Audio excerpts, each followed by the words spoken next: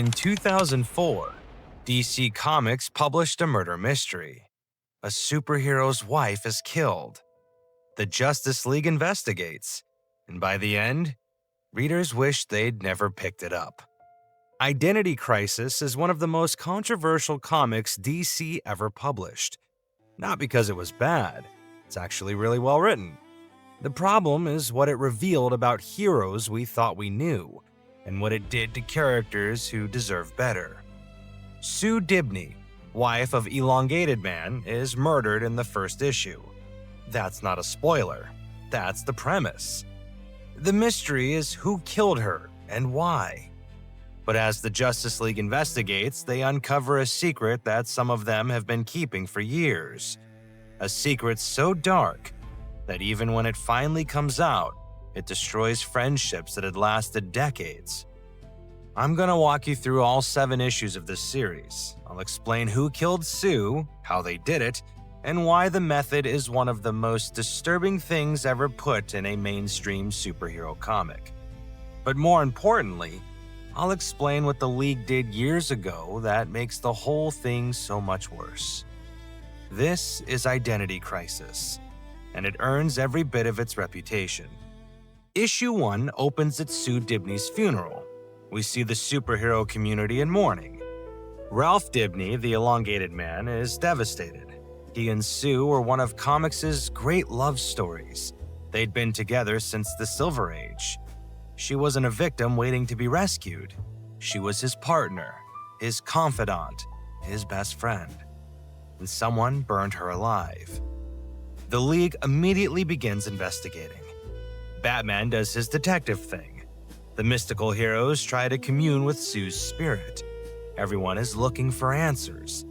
But there's a group of older heroes, the ones who've been around since the Satellite-era Justice League, who seem to know something they're not sharing. Here's where Brad Meltzer, the novelist who wrote this series, pulls his first trick. He cuts between the investigation and a series of attacks on other superhero loved ones. Someone is targeting families. Lois Lane gets a threatening message. Jean Loring, ex-wife of Ray Palmer the Atom, is nearly strangled. The rogues go after Captain Boomerang's son. The sense of paranoia is suffocating. These heroes face cosmic threats every day, but they can't protect the people they love from someone who knows their secrets. And then we get the flashback. Years ago, during the Satellite era, a villain named Dr. Light broke into the Justice League satellite. He found Sue Dibney alone, and he assaulted her.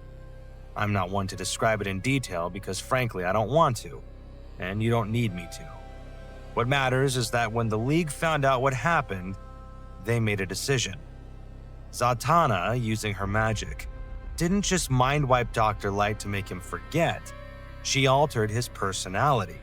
She fundamentally changed who he was as a person, turning a dangerous predator into a bumbling joke villain. And some of the League members voted for this. Green Arrow, Hawkman, the Atom, Black Canary, and Zatanna herself. But not everyone agreed. Batman walked in during the procedure. He tried to stop it, so they wiped his memory too. The Justice League mind-wiped Batman. Let that sink in. The heroes we trust, the ones who are supposed to represent the best of us, violated the mind of their own teammate to cover up what they'd done.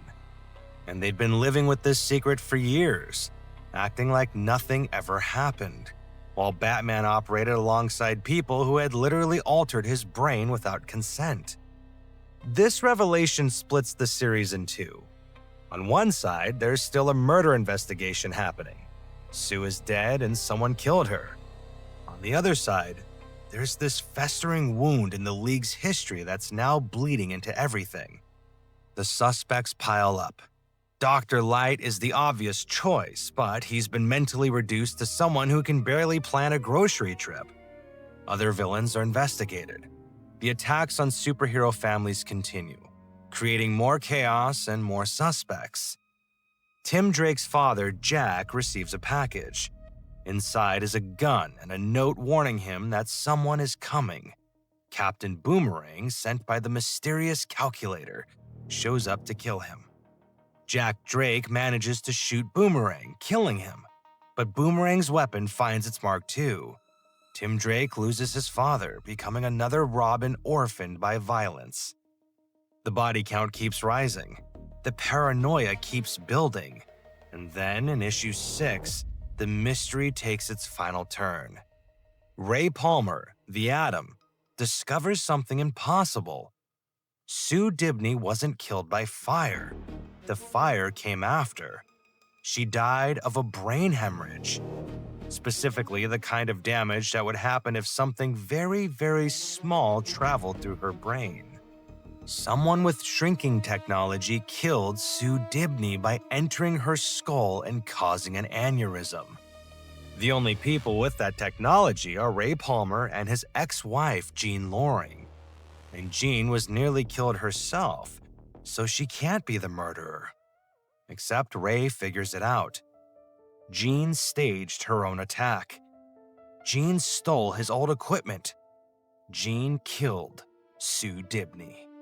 But here's the thing that makes this truly horrifying. Jean didn't mean to kill Sue. She just wanted to scare her. She wanted to create a crisis that would bring Ray back to her. She thought if the superhero community was under attack, Ray would come running to protect her, and they'd reconnect during the trauma. She shrank down, went into Sue's brain to cause a small stroke, nothing fatal, just enough to create panic. But she miscalculated, and Sue died. And rather than confess, Jean kept going. She staged more attacks, including on herself to cover her tracks. Sue Dibney died because a woman wanted to win back her ex-husband. All of this darkness, all of the revelations about the League's past sins, all of the dead fathers and destroyed families happened because of a jealous ex-wife's scheme that went wrong. The final issue deals with the fallout. Jean is committed to Arkham Asylum. The League's secrets are now open wounds. Batman knows what was done to him. The trust between heroes is shattered. And Ralph Dibney, who lost everything, is left to somehow keep going. Rags Morales' art throughout this series deserves mention. He draws superheroes like real people. The grief on their faces, the weight of their choices, the horror of the revelations. When characters cry, you feel it. When they're angry, you believe it. This is some of the best acting in superhero comics. That same realism makes the dark content darker. When we see the aftermath of what Dr. Light did, Morales doesn't sensationalize it. He shows trauma as trauma, and that almost makes it worse. Identity Crisis was a commercial success. It sold incredibly well. Critics praised Meltzer's plotting and Morales' art. And the DC Universe spent years dealing with this fallout. The Mindwipe revelation led directly into the Infinite Crisis event. Sue Dibney's death eventually led to Ralph's death in 52. The wounds opened here never really healed. But the controversy hasn't faded either. Was it necessary to assault Sue Dibney to tell this story? Did the darkness serve the narrative? Or was it just shock value in prestige clothing? These arguments continue 20 years later. What I'll say is this.